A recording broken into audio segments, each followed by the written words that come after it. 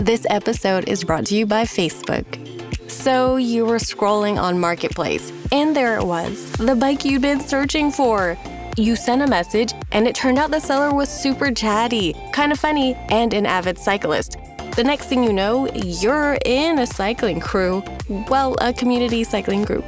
The thing about Facebook, you might find more than what you're looking for. From a browse to a bike ride, this summer find more on Facebook. Hey friends, Olivia from Ollie. Between new routines and the ultimate group project known as parenting, you need science-backed solutions that work with your life. That's where Ollie comes in. Start your mornings off right with multis made to support nutrition and immune health. Choose from our lineup of gut-supporting probiotics, and we've got occasional sleep support to help the whole fam chase their big dreams. Head back to class with the #1 gummy supplement brand. Stock up on ollie.com today. These statements have not been evaluated by the Food and Drug Administration. This product is not intended to diagnose, treat, cure, or prevent any disease.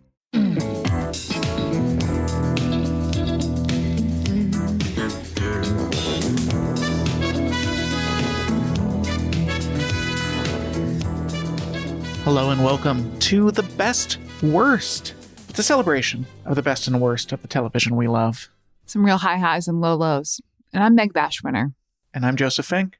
And we love TV. So we created the show to explore what we all love about popular TV shows by watching both the IMDb viewer best rated and worst rated episodes of a quintessential series. Everyone at home, try saying IMDb viewer best rated and worst rated episodes of a quintessential series. You complain about that every time, and it's just that I fuck it up just because it's a mouthful. Oh, I don't complain. I'm telling the listener to try to say that because it's a mouthful. I think the listeners probably understand that it's a mouthful. We could just throw some commas in that sentence, and it would be all good. Yeah, we never have. Each of the shows in this podcast must have at least 100 episodes unless they are HBO or similar network, in which case they must have at least 50. And we don't do premieres or finales because they tend to have inflated ratings. Let's get to today's show.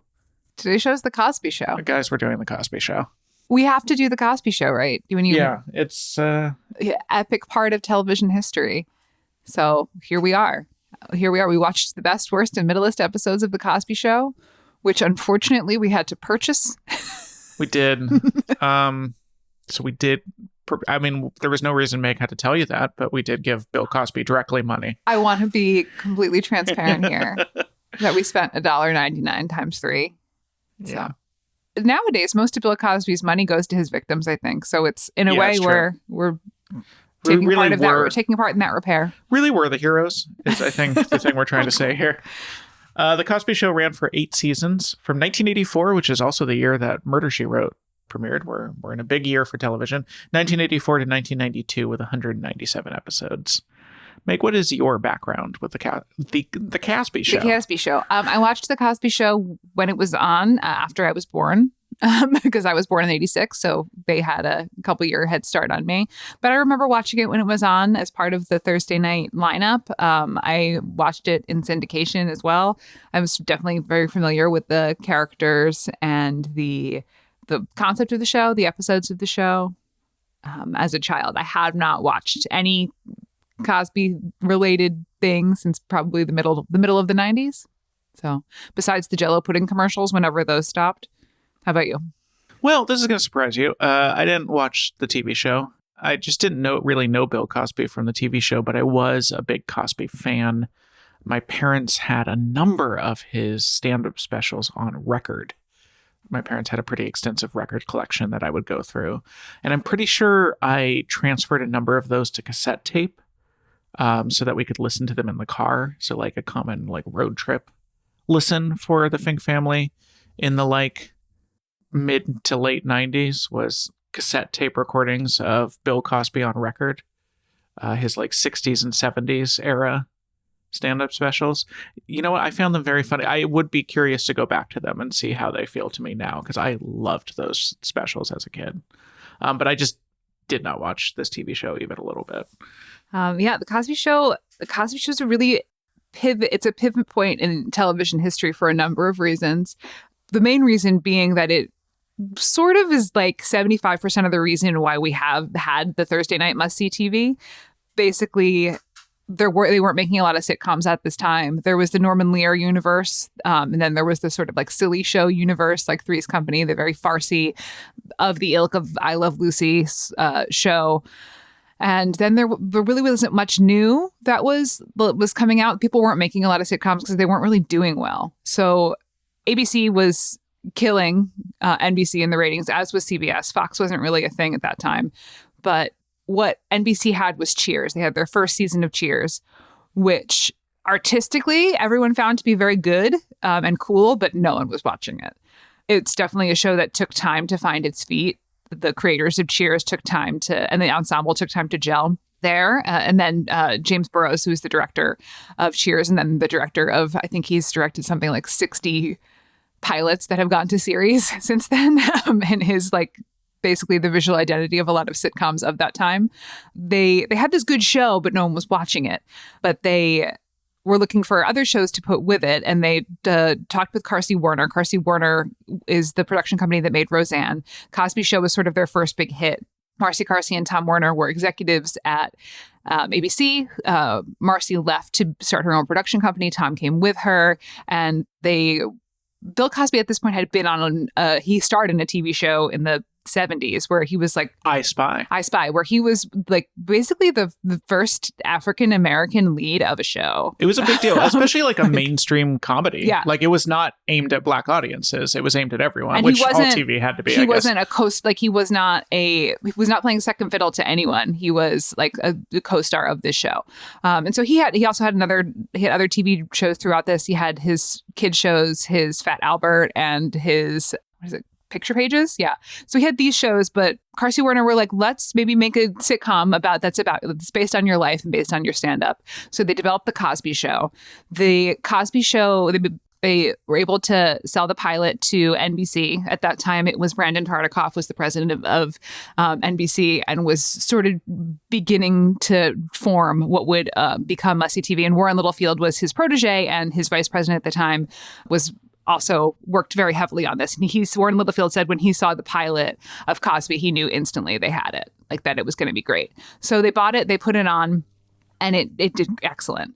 At that time, they were on other networks. They were up against Magnum PI, which was like a big hit, but not a ton of comedies really. There was like Murder, She Wrote, but like on Thursday, like in the Thursday zone, there was like Dallas was on CBS. That was what was doing well. But The Cosby Show came in its first season, came in at number 3 with 24.2 million viewers, which was a huge hit considering that Cheers was doing okay, but it was number 12 in the ratings. It was tied with a show on ABC called Hotel.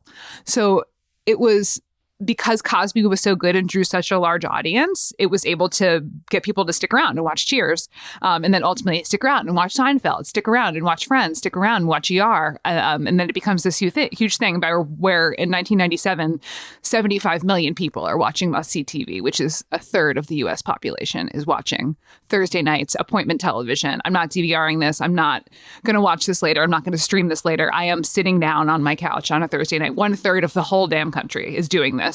Sort of as a result of The Cosby Show. So it's like, you can't, like, there's definitely lots of ingredients that bake a cake, but I feel like there's a lot of those ingredients came from the popularity of this show. When we look at why this show was popular, had a large ensemble cast of talented and interesting actors. Felicia Rashad, who plays Claire Huxtable, incredible stage actor who comes on board to do this project. And she's terrific. Felicia Rashad is stunning in this show. Her timing is great. There's nothing she can't do. There's a large ensemble of child actors who are great. They did a really cool job with the casting. In the first season, the first couple episodes, there was only 4 kids, but then they soft launch a 5th kid. Apparently, Sandra, the older sister, was there the whole time. You just didn't know. And we sort of like phase in and out of these characters there. And then they develop, a couple years later, A Different World as a spinoff of it, which became very popular in its own right. Which was, what's her name? Lisa Bonet it was her sort of spinoff. Yeah. So Lisa Bonet it was like a spinoff about her. And then she was forced out after the first season because she got pregnant. We'll get there into the controvery section about the whole Lisa Bonet situation. But yeah, so Different World spins off with Debbie Allen, and The Different World is able to be it's able to tackle more issues-related stuff than Cosby did. Mostly, I think that was just because that was the taste of Debbie Allen, who is the director of that show, that she wanted to talk about race more, talk about class more, talk about things that Cosby really was not interested in discussing. So, yeah, so the show Cosby has a long history of working in education. He has a PhD in education. He wants his program to be from Meg's alma mater. From my alma mater, from the University of Massachusetts. And so he would every year, buy you a lobster dinner? Lobster dinner, yes. Cosby would sponsor lobster night for like the 25,000 students that were at UMass. It was like Cosby lobster night. It was, hey, thanks, Bill. I appreciate it. So Cosby was like UMass was very proud of Bill Cosby as an alum.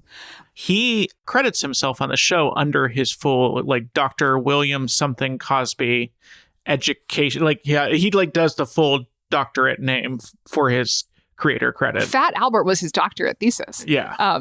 He clearly thinks of this, and we'll see in the material itself, he thinks of this as educational television. It feels closer to a PBS educational show than it does a hit sitcom. It's pretty didactic, especially in terms of parenting. When you look at a show like Bluey, which is intentionally supposed to be a show, like a public service show for parents, about the message of Bluey is mainly have a lot more energy than you actually have. Those parents have just limitless amounts of energy. To be like, yeah, Bluey, I'd be a better parent if I had more energy. That's correct. They're also Australian, so they have a good social safety net.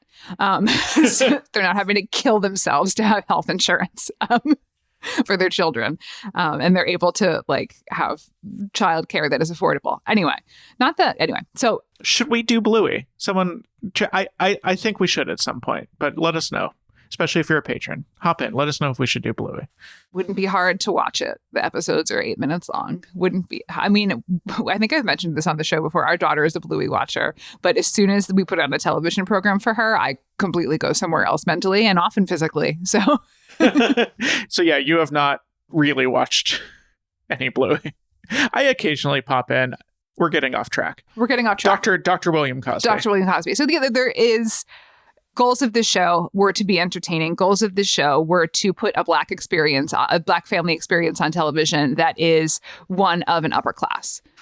It is a big family that is living in a Brooklyn, it's a Brooklyn brownstone, but they actually shot it. The exteriors were a Manhattan brownstone. It's a doctor and a lawyer, and their big family, and they're well-to-do. Yeah, I mean, it's very clearly representing a very specific Black American experience, which is Bill Cosby's, where pretty accepted in the white world, wealthy, professional, highly educated. It's a real specific experience that I don't think Bill Cosby was particularly interested in representing a different one because he saw this as sort of the model experience. This also showcases a lot of Black excellence. The historically Black colleges and universities are featured prominently in the show. It's one of the pillars of the Cosby Show is this higher education American dream pipeline. So that was the goal and intent, and people watched it. People he was America's dad. The Cosby sweater. He was everywhere and everything, and had such a great chemistry with the kids in his cast that people found it very adorable and very loving. And yeah, people say Cliff Huxtable is America's dad, but like any dad, he had secrets. Oh God. Let's talk about the worst episode. Now that we have some contextual history about, because that'll get into. There's such a huge disconnect for me from what you're describing. This must-see TV that people created must-see TV, and the product we watched, which was so devoid of jokes. The worst one especially, but kind of all of them made no attempt to be a sitcom. Anyway. Worst, season 8, episode 22, You Can't Stop the Music. So I guess we will do a brief summary of this. Such as it is, almost nothing happens in this episode. Basically, some jazz musicians that I think the real Bill Cosby likes. This was just sort of an excuse for him to bring them on. So they're playing at a local radio station. Cliff gets him and his wife, whose name is Claire. She gets him invited because I think the radio station is her client. Okay, so or she's doing some sort of work. Cliff for and them. Claire get to go. He is so excited. Most of the episode is him interacting with the musicians, getting some very, again, PBS educational, here's what this instrument is and here's what its history is. And then him just sitting uncomfortably close to the musicians in a folding chair while they play. There is a very, very, very paper thin B plot in which Is Rudy the youngest one? So Rudy is the youngest one. However, it's Olivia, who is played by Raven-Symoné, who is Denise's stepdaughter. Okay. Who comes to live with them. So Olivia's being babysat by Kenny, who is Rudy's best friend. Who is taking it way too seriously. And then Theo shows up and tells an incredibly long and meandering anecdote that neither Meg or I could follow. I couldn't follow it. And I'm usually like pretty good with comprehension of shit, but It was clearly, so they were eating dinner and she didn't want to eat the broccoli and... I believe it was carrots. Okay. You're right. It was carrots. And it was clearly like a parable about the food pyramid. I can tell you that. But it was about 5 minutes long of text. God bless the actor who plays Theo for getting through that. But it was incoherent. It was an incoherent 5-minute parable about the food pyramid. And then, yeah, other than that, it is Bill Cosby watching people play jazz. Yeah. They definitely used a lot of improv in the creation of the show, especially with Bill Cosby's performance and his clowning work. This episode is thin. There was not a lot on the page for sure that got written down. There are no real credited writers and directors. We'll get to that. There are credited writers and directors. I am fairly sure. I am sure in one case and fairly sure in the others that they are all fake names. I don't think anyone wanted their name on this one. This is season 8, episode 22. I believe the show was over episode 24. Yeah. So this is the death rattle of this show. It's possible, like, even I am stretching here. This is entirely supposition, but it's possible that, like, some of this was footage shot for an episode that was supposed to have more in it, and then the show was getting canceled, and so they just kind of threw it together an episode with what they had. Yeah. It was not entertaining to watch, and I don't think it was indicative of some of the magic that audiences experienced when they watched The Cosby Show. Yeah, well, the worst rarely is. There's only been a few where I feel like the worst was giving us much of what the show at heart was. Think of Roseanne. Yeah. It was, I would put this at the same level as the Roseanne episode we watched, where it just feels like kind of out of place and really not all the way there. Roseanne's was more offensive. Yeah, to me, the real counterpoint for me is Lucy Goes to Scotland. It's similar in that it has nothing to do with what the show is usually like, and it's just this weird excuse to shove a lot of music into the show. Some notes I have, there's a point where Cosby just scats for like a very long time. Like just like longer than you would think. He's just scatting at the camera.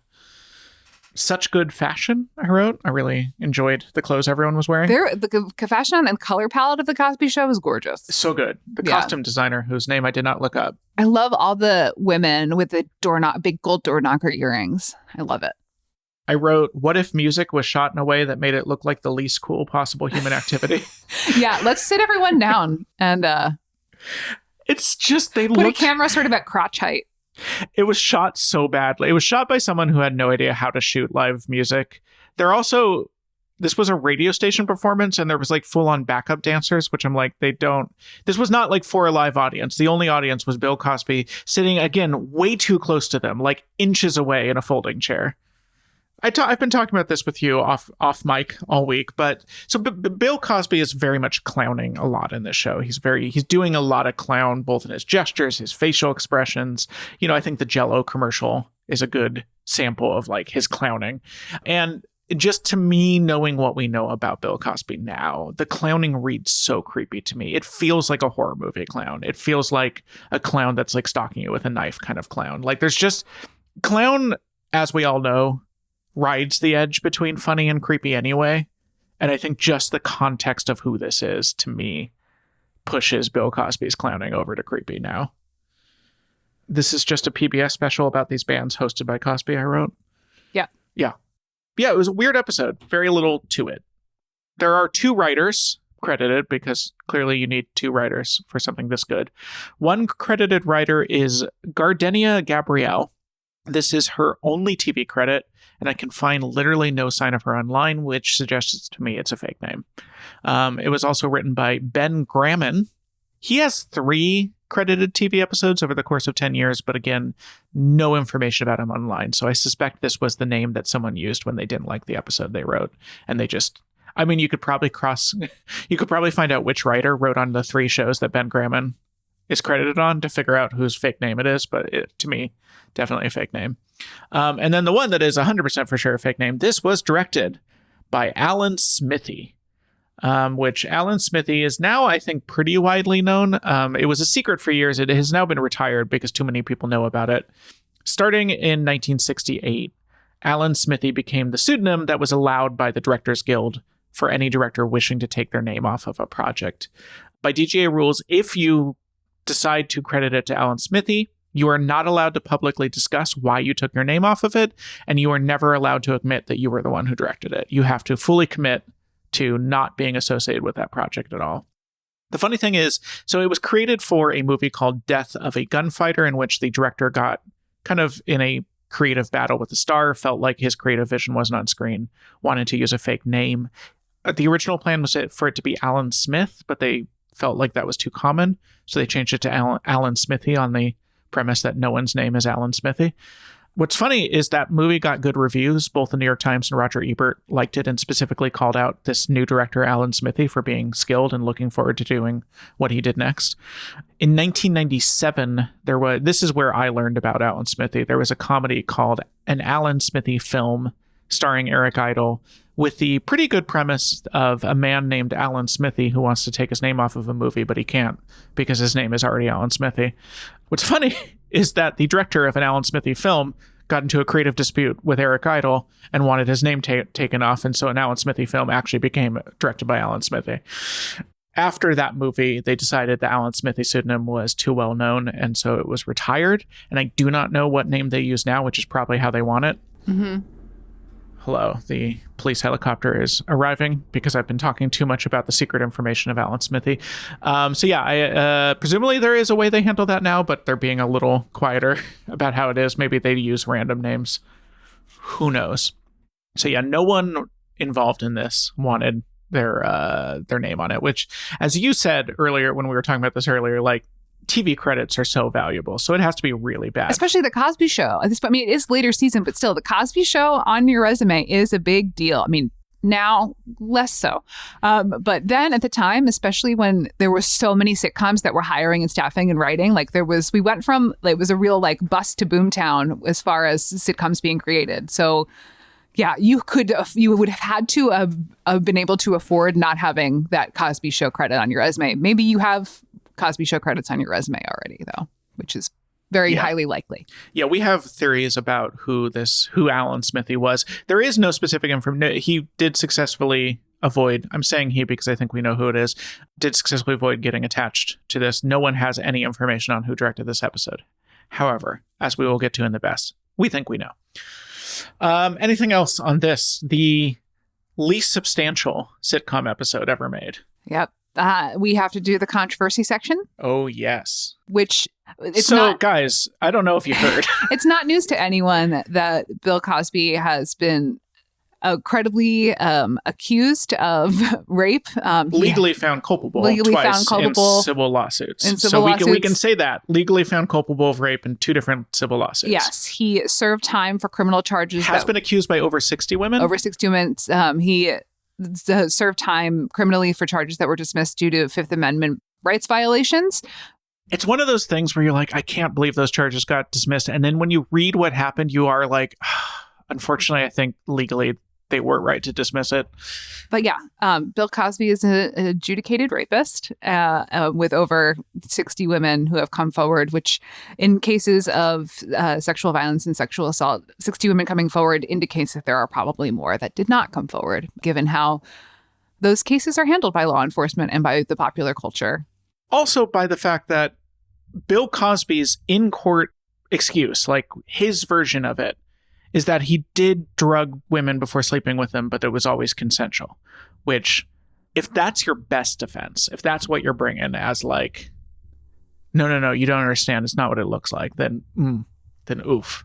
Yeah, I don't think we need to expand further on this section of the controversy. We believe women, and we believe that Cosby is a very bad person, and that him being a very bad person was covered up for many years because of the will that was extended to him through the virtues of his talent and the virtues of his prolific, celebrated work. So yeah, it took a Hannibal Buress stand-up special, a clip from it going viral for everyone to be like, wait, He did what? Yeah, because it had definitely been whispered about for many years. It was in his Wikipedia, per our friend Jeffrey. In 2005, it's when the civil case was settled, I believe. So that was it was 9 years before the Hannibal Buress special came out about it. And Hannibal Buress had been talking about it in his stand-up for 6 months, but it wasn't until the sort of moment reached virality that people were like, what the what? And it, the sort of tidal wave came forward with it. But but the reason that it was in the Hannibal Buress special is because Cosby's like kind of a conservative shithead, which like has a lot of conservative ideals that he puts in his work. And it was like he gave a speech at the anniversary of, I think it was in 2004, at the 50th anniversary of Brown v. Board of Ed, and being like, Black people are never going to get far in the world if they speak AAVE, and people who are shoplifting deserve to get shot in the back of the head by the cops, like stuff like that, like really sort of very conservative minded thoughts. And so like it was those comments that Hannibal Buress responded to like years later and was like, you're telling us that like we're not pulling up our pants and that's not why we're not getting jobs, but like you fucking drugged and raped women, so like maybe you're not a good dude. You can't be the moral authority when you're drugging and raping many women. So so that's a couple other controversies with the Cosby Show. There's the Lisa Bonet. Lisa Bonet played Denise on the show. Her and Cosby kind of always butted heads. Denise is his second daughter. Yes, his second oldest daughter on the show, played by Lisa Bonet, and they did not get along. He really wanted to have control over the other projects that she worked on, what her other, like, how she lived her life. And that was just not something that worked for her. She was like 20 and pretty and in Hollywood and married to Lenny Kravitz, and like, I'm sure that famous pretty married to Lenny Kravitz, there was some late 80s. We're talking some cocaine. They did say that sometimes she would show up to work stoned and late, which is never acceptable professionally. But Cosby and her really did not get along. The Different World was her spinoff show, but when she got pregnant with Zoe Kravitz, Cosby's like, no, we're not incorporating that pregnancy into the show. We don't stand for there being a young single mother. Whereas Debbie Allen, the director of A Different World, was like, this is an interesting perspective. And on A Different World, we actually talk about things like this. And we don't just like, give it all back to the dad who knows best. Like shit happens in the real world. And we discuss that on A Different World. There is also some criticism that is levered against the Cosby Show for not discussing race. They really do never take on racial discrimination in the show. They do a handful of times, but it's not something that is really in the everyday lives of the characters of the show. There's not really a lot of discussion of class. Cliff and Claire's parenting style really is like, if you work hard and you get good grades and you go to a good school, then you're going to be just fine and successful in this life. And it doesn't really ever count into the fact of the systemic oppression that can stop certain people from being able to achieve that American dream of getting a full ride to historically Black college and being, becoming a law partner. Yeah, I mean, I think part of this is just Bill Cosby from like kind of, he used humor to ingratiate himself into the white world, and was very successful at that. I mean, that is how he was able to star in a network sitcom in the 60s as a Black man. And it's understandable how that was the survival mechanism he needed in order to build a career for himself. But I do think it left him with a little less ability to understand what it might look like to instead want to upend that system rather than work within it, Yeah. And we also do hold it to a higher standard. We don't expect the cast of Wings to be dealing with racial inequality in every episode, but because Cosby's a Black show, we're making that requirement of them. Whereas, like, it's okay to just be a sitcom. Well, I think part of it is, like, we didn't put this kind of weight on Fresh Prince because I think Fresh Prince just wanted to be a sitcom the same way that Wings just wanted to be a sitcom. Yeah. But the Cosby Show doesn't just want to be a sitcom. The Cosby Show wants to be a guide on how to live your life. Like, it wants to have a moral and educational weight. And so I do think it takes on extra responsibility because of that. Yeah. Let us know what you think. Let us know. And also, like, so we definitely feel like we should be covering more Black television. The Cosby Show felt like a pretty pivotal one. But one thing I've found looking into it is there are a number of black sitcoms, but black dramas really didn't seem to exist much before like 2000. I feel like maybe just budget-wise, networks were not willing to invest in black dramas. But I'd be if there's like a black drama from before the late 90s that we should be covering, please let us know. Because I while we could cover more recent black dramas, it would be interesting if there was one earlier for us to look at. Otherwise, we will continue to work our way through the many black sitcoms that existed. Let us get to an ad break and then to our intermission. Welcome back from ads, everyone. Let's get to our intermission, which is how is that theme song? I have to say that the theme song is not something I really connect with because I think the dancing is so visually interesting to me that I always I connect more to what's happening on the screen as opposed to what I'm hearing in my ears. Like they're just grooving. Yeah, I can't remember the theme song other than it was sort of a kind of jazzy motif, but nothing about it really stood out to me. It was co-written by Bill Cosby with a frequent collaborator of his, Stu Gardner. It's from Cosby's 1974 album, At Last Bill Cosby Really Sings, which was actually his 5th album of only music. I had no idea he had this whole attempt at a music career. They re-recorded the song They did 7 different versions of the song over the course of the series, but none of the versions we saw really stood out to me musically. They weren't bad. They were completely competent. A 4. I'm going to give it a 4. How about you? Yeah, I'll give it a 4.5. Okay. Let's get to that best. The best episode of The Cosby Show was Season 2, Episode 22, Theo's Holiday. Okay, so Theo is looking forward to being out on his own and being under the control of his parents. He has a whole plan. He's going to be a model. And Cliff is kind of bemused by the fact that he thinks he's ready for the real world, that he doesn't need help. And as it happens, he's going somewhere. I forget what. Maybe it's a sleepover. I don't remember. He's going to be gone for a while. And so Cliff works with the whole family to set up a kind of real world simulator for Theo, in which Cliff is the landlord for his apartment. And everyone else is playing different roles. There's like a modeling agency lady. There's the lady at the bank that he needs a loan from. And the entire episode is just this very didactic.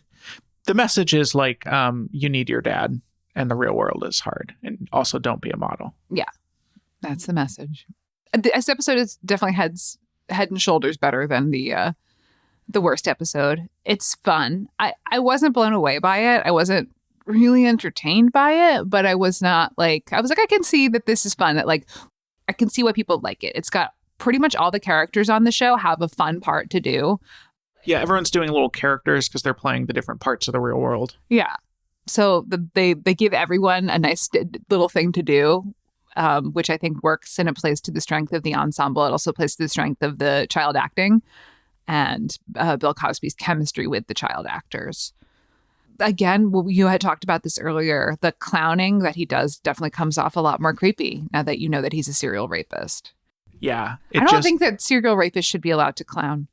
No. I mean, I have thoughts on who should be allowed to clown, and it's a very, very, very, very small number of people. But definitely, I think the moment you've revealed yourself as a monster, your clowning takes on a menacing aspect. I will say he does wear a Magnum PI hat when he's playing the landlord, which is a nod to the fact that they were beating Magnum PI in the ratings. What a petty little thing to do. Ratings were so important to that. It was the lifeblood. It was Warren Littlefield used to get a fax at 6 a.m. every morning, which was how everything did the night before. It would 6 a.m. a fax. Can you imagine just the sound of a fax machine just grating through your house, so you can see the numbers from the night before? His poor wife or partner, who definitely was like, you definitely don't need it at 6 a.m, Theo. Not Theo. Warren. I have literally one note that I wrote down for this entire episode, and it's just there are no jokes. Because there isn't. It's looks like a sitcom. It's structured like a sitcom, but no one is making a joke. There are no jokes. There's no laugh lines. That's the thing I find most confusing about the show is it looks like and is structured like a sitcom, but plays out like a PBS educational special. It does not have any jokes. And so this is where I feel such disconnect with this idea that it was like an unbeatable sitcom that created must-see TV, because I'm like, but it's barely a sitcom. There's no jokes. Yeah. Whereas you look at Cheers, which was incredibly joke dense. Yeah, I'm not saying you have to like Cheers, but Cheers was a comedy. Clearly they were trying to make you laugh. But I think that they're just different stylistically. Whereas like Cosby is definitely more about vibes and more about bits than it is about like feed line, punchline. I don't know. I at no point was I sure what was supposed to be funny on screen. Well, you listen to Cosby's stand-up and it's just kind of him riffing. Well, we'll get in the middle-ist, there's a bit that is just straight up his stand-up. And the thing is, I think it still works. It's still good. His stand-up is good. Again, I want to kind of go back to his specials and see how they play for me now. Sure, we can throw some more money at that. Oh, I'm sure they're on Spotify or somewhere. They have to be. I don't know. I'm not buying his specials. He was scraped from the internet. Okay, then I can get the CDs from the LA Public Library. I'm not paying any more money to William H. Cosby. Yeah, or to his victims. That's true.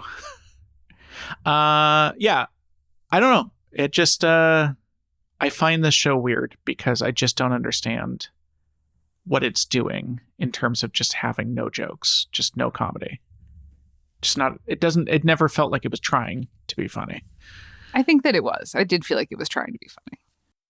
Yeah, I don't know. This episode was so good, it required 3 people to write on it, which required me to research 3 different people. All 3 people went on to credit to create other things, although some dispute on this first one. John Marcus, he got his start with unaccredited writing work on Mighty Mouse, and then he joined as one of the original writing staff of The Cosby Show. So I got this information from his personal website, and on his personal website, he says he co-created A Different World. However, if you go into IMDb, there is one creator listed, and it is Bill Cosby. So I do feel like Bill Cosby might have some things to say about John Marcus, saying that he was a co-creator of A Different World. He wrote on The Larry Sanders Show, and then around 2000, he made a very sudden and strange pivot to being a barbecue TV guy, which he credits on his website to some ribs that Al Franken served him, and that turned him on to how good barbecue could be. I guess Al Franken's good at barbecue. Speaking of rapists, he then went on to John Marcus Apprentice with various pitmasters. He started competitively barbecuing, and all of his credits post 2000 are executive producer roles on various barbecue competitive TV shows. Which is funny because the barbecue episode of The Cosby Show is kind of a early warning sign that he was drugging people, because Cosby makes his special barbecue sauce that makes women drop the panties. This is an actual episode of The Cosby Show. Yeah. And that the education he was trying to give you there is how to drug people. Carmen Finestra also wrote this. Child of Italian immigrants, was in seminary to become a priest, but changed his mind and wrote for TV instead. He wrote a Johnny Cash Christmas special at one point, and he worked with Matt Williams, who might be a familiar name because he is the credited creator of Roseanne. He is the one that got kicked off the show because Roseanne was so mad that he got credited. Matt Williams and Carmen Finestra started a production company together and created a number of TV shows together, including, most notably, they co-created Home Improvement. So big writing team behind this episode. And then it was directed as 100 out of 197 episodes of Bill Cosby are credited to Jay Sandrich, who was also the director of the worst episode of The Golden Girls. Big time sitcom director. I copied over this information from the Golden Girls episode, but his dad was a successful director, so he was a Nepo baby, got into the business in the 50s. After he retired, he directed regional theater in Aspen. Yeah, we talked about this, The Dream, right? Yeah. Jay Sandrich. So given that Jay Sandrich directed over half of Bill Cosby episodes, there does seem to be a decent chance that he is Alan Smithee. Yeah, someone who could give up the credit. Yeah, like what Jay Sandrich needed 101st Bill Cosby credit, he didn't. So it feels like it would have been a pretty easy decision for him to just scrap that one because, again, the vibe I'm getting is that maybe was barely even directed. It was just like stuff they shot that was kind of cobbled together into something. Yeah. So there we go. Having watched The Cosby Show, as we definitely did. I'll talk about this on the middle list, but this is the first one that I fell asleep during. Usually Meg is the one that falls asleep during, but I didn't fall asleep during the worst or the best. I stayed awake for those. Having watched them, what do you feel about the Cosby Show? What I feel about the Cosby Show. So for me, watching it this time, because I did watch it as a kid, and obviously as a kid, I had no context that Bill Cosby was a very, very bad man. But watching it now, knowing that it tarnishes it. And it's really sad that it tarnishes it, given its place in television history and the careers of the people who worked on it and the topics that they do discuss. I feel like it makes me sad to go back and watch it now and be like, this was something that was big and important for a lot of people. And there's, we can pontificate at length about separating the art from the artist and what it means when one bad person takes other people down with them and all that stuff. But just like my gut feeling while watching it was just like, it sucks. Sucks to suck. Yeah. And I enjoyed going back and looking at it from a television history standpoint and from a cultural standpoint. You watched a hour and a half long YouTube I listened to it. analysis. I listened to it while I was cooking, and then I ended up watching the rest of it because it was really long. And I don't know how to speed up a YouTube video, but I'm sure you could. I often will hit the little gear icon. Okay, sure. And then there's playback speed. Please don't explain. I mean, I did ask you to explain, but please don't explain how to use YouTube to me. But you don't know. I don't know how. And I did ask to know. But I just don't want to be corrected about it. But yeah, I am a person who's very interested in must-see TV and how it got made and how sitcoms essentially were revived from there being like one or two on the air to it being wall to wall for a third of the country to be all watching the same thing. So I find it interesting to look at that historically. But yeah, it bummed me out. It bummed me out to watch it. How about you? As I said, mainly confusion. I just, obviously bummer, because while I didn't watch this show, as I said, was a huge Bill Cosby stand-up fan growing up. So, it's a bummer to be reminded of that. In the middle of this episode, we're going to discuss our Louis C.K. Bill Cosby story. Yes. So stay tuned for that. We have an experience with Louis C.K. talking about Bill Cosby that very few people got. That will be interesting to consider. But yeah, the main thing, I just was so confused because I was like, this is the show that was such a hit that like built an empire, because it was so boring. It just had so few jokes. I found that very confusing. I think for you coming into it, so a lot of what makes the Cosby Show work is the dynamic of the ensemble, and that needs to like build for you, I think, and so you can understand who the characters are and what they want, and so you can see them play off each other and how that is interesting. Well, you didn't really get that in the first episode because we were at a split screen with not much happening on either side, not a lot of character development on either side, and coming in very late in the game to the show. In the best episode, I think it does it because it does give every member of the ensemble something fun and interesting to do. However, you had no basis for them and their relationships and their stories. So it probably felt a little flat to you without knowing like the specific dynamics of that family. And then the middle list, which we'll talk about in the middle list, is Bill Cosby just kind of wanting to relive his track days. So... Woof. All right. Thanks so much for listening, everyone. If you enjoy this, please support our Patreon-only show, The Middleist, where we will be discussing the exact Middleist rated episode to see what the show looks like when everything is exactly average. That episode is not Season 8, Episode 22, You Can't Stop the Music. I wrote that down wrong. It's Back to the Track, Jack, which is I'm going off of memory here as I open up the spreadsheet. I want to say it's Season 1, Episode 20. Let's see if I was right about that. Season 1, Episode 20, Back to the Track, Jack. Look at that. I had it memorized. In which Bill Cosby makes us watch him run around a track for literally about 5 or 6 minutes of the episode. Next up, we will be doing the show that we tried to announce a few weeks ago, and then I decided to record. We ended up recording over because we decided to do Murder, She Wrote instead. What are we doing next? We're doing No Reservations, which is one of Anthony Bourdain's shows. We decided to finally do a reality show. We're going to start with one that I know Meg really loved. So it felt like a good place to start, No Reservations. And then it will be coming out the week of his birthday is why we decided to delay it. Yeah, which is a recognized holiday of Bourdain Day, where you're supposed to eat food that is good from a restaurant. Yeah. So, and maybe listen to a podcast. It will be coming out, if I've done the math correctly, his birthday is June 25th. This will be coming out June 23rd. So as close as we could get. So that's why we decided to push it a couple. But I'm excited to finally do a reality show, see how the show works with that. And while I was never quite as much of a Bourdain fan as you, I did enjoy the show. So I'm excited. And to we see were it. both a Louis C.K. fan. We were both huge. We saw Louis C.K. live 3 or 4 times at least. Yep. Yeah. And we'll talk about that in the middle list. So look forward to that in the middle list. And in the meantime, here's that famous Bill Cosby theme song, co-written by Dr. Lloyd and Cosby himself.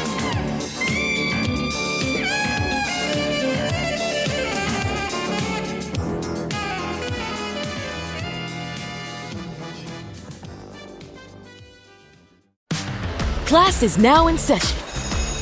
And the UPS Store is here to help you ace arriving on campus. Our certified packing experts can pack everything you need, from desktops to decor. Plus, when you pack and ship with us, you get our exclusive pack and ship guarantee. Your items arrive safe or your money back. Restrictions and limitations apply. To get a 20% off packing coupon and for full details, visit theupsstore.com/packing.